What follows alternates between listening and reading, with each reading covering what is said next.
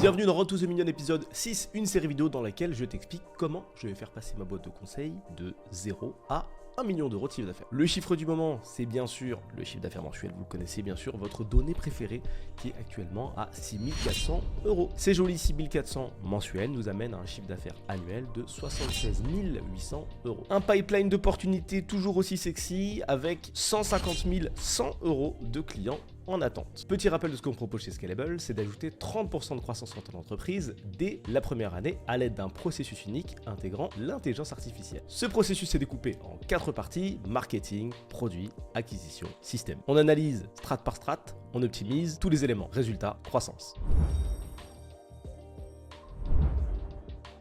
La mise à jour, la dernière mise à jour qui a été effectuée, c'est la création d'un générateur de présentation automatique. Je vais t'expliquer, tu vas visualiser. Admettons que tu aies un call de vente de prévu, tout se passe bien, tu es avec ton prospect. Pendant ce premier call, explique un petit peu tes services, en tout cas tu fais parler ton prospect pour qu'il t'explique ce dont il a besoin. Il t'explique, il te donne le détail, tu prends des notes sympathiquement, tu lui donnes quelques informations sur ton entreprise également, un petit peu comment ça pourrait se passer, sans trop être précis. Pour rappel, c'est un R1, rendez-vous 1, donc le but c'est de récupérer les informations de la personne que tu as en face de toi. Pas l'inverse. Normalement, c'est lui qui parle. À la fin de cet appel, ce qui peut être très puissant pour préparer le second appel, c'est d'avoir une présentation sur mesure. Je dirais même, quoi de mieux qu'une présentation sur mesure liée au service que tu vas lui proposer. C'est quand même une petite masterclass. Jusqu'à maintenant, même si on aime les automatisations, c'était fait à la main. C'est-à-dire que quand je finissais un call, je savais que derrière, j'avais 30 à 40 minutes de création de présentation à la main, aller chercher le logo, noter les détails, la mission, etc., le pourquoi du comment, ce que ça peut apporter. Aujourd'hui,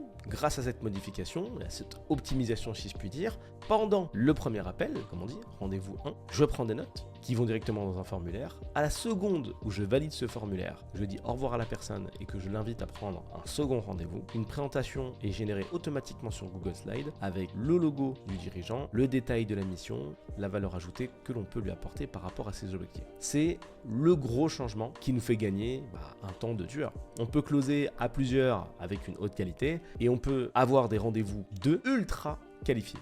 2 comme le chiffre. Pour ceux que ça intéresse, j'ai évidemment utilisé make.com si tu veux voir comment on peut créer des automatisations en no-code.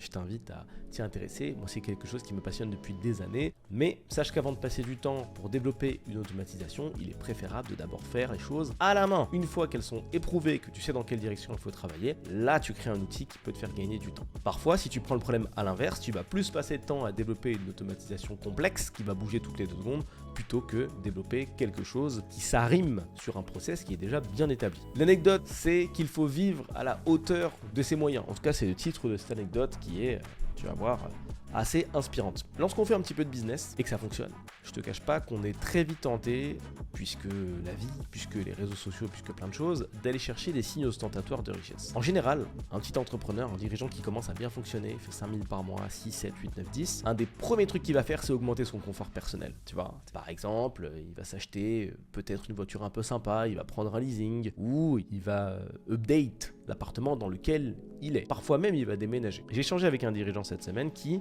justement, a eu une petite montée de chiffre d'affaires qui n'est pas énorme. C'est une personne qui va générer 5000 euros par mois, par exemple, ce qui est déjà très bien, mais qui, et je le répète souvent dans les podcasts si tu les écoutes, ils sont sur salarié provisoire, qu'il faut faire attention à l'ego et surtout, il faut faire attention à comment tu vas dépenser ton argent. Être salarié, gagner entre 1500 et 2000 euros par mois, mais avoir un business à 5000 euros par mois, ça équivaut un petit peu à être salarié et gagner entre 1500 et 2000. Donc il ne faut pas trop chauffer. C'est-à-dire qu'on va t'ouvrir des portes, on va te proposer des choses, tu vas te sentir pousser des ailes et c'est le meilleur moment pour faire des erreurs. Cette personne, t'inquiète pas, il y a un décalage entre le moment où je tourne cette vidéo et le moment où il y a eu cet échange, peut-être que c'était cette année, peut-être pas, peut-être que c'était la semaine dernière, c'est une anecdote, c'est que cette personne a pris un loyer ultra cher par rapport à sa bourse, mais elle n'a pas fait attention.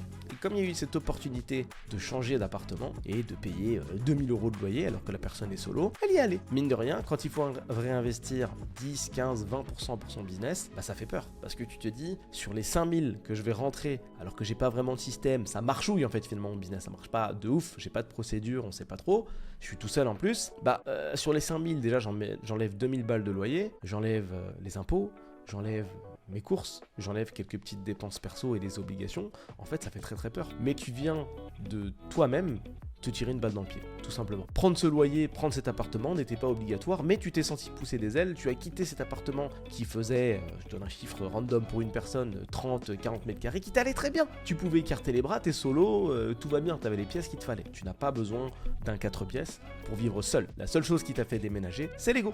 Cette envie de briller alors que c'est pas nécessaire. T'as très bien vécu dans ton 30-40 mètres carrés pendant des années. Non, tu n'es pas encore arrivé à un niveau de business où tu pouvais te permettre d'aller si loin en termes d'appartement. Ça va venir. Mais d'abord, il faut que tu investisses en toi avant d'investir dans du confort qui est superflu ou, si c'est encore pire, si c'est pour flex devant tes amis et dire regardez, moi j'ai un business, c'est quand même stylé, voilà dans quoi je vis. Très mauvaise raison l'ego, comme d'habitude. En parlant d'habitude, n'hésite pas à t'abonner si tu as aimé la vidéo et à me poser tes questions en commentaire. Je lis tout ce que vous m'écrivez. Je te dis à plus. Plus